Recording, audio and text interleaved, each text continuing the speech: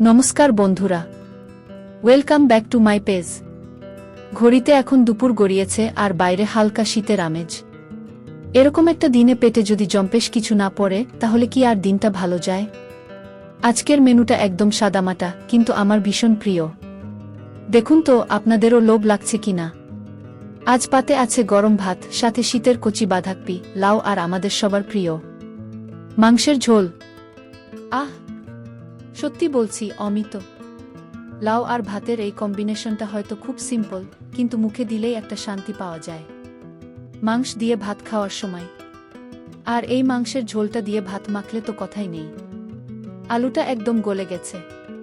বাইরের রেস্তোরাঁয় আমরা তো কত কিছুই খাই, বিরিয়ানি, ফাস্ট ফুড, কিন্তু বাড়িতে মায়ের হাতের বা নিজের হাতে তৈরি এই ঘরোয়া রান্নার যে স্বাদ, তার কি কোনো তুলনা হয়?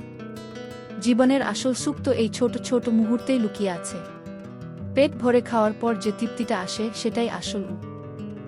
আহ, সত্যি বলছি, অমিত।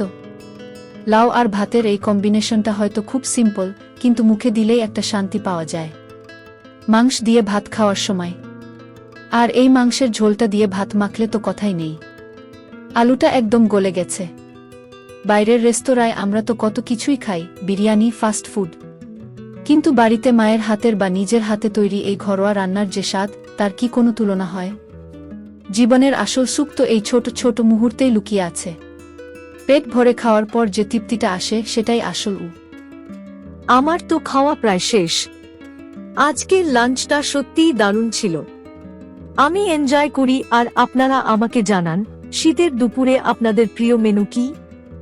লাউ দিয়ে মাংস নাকি বাঁধাকপি?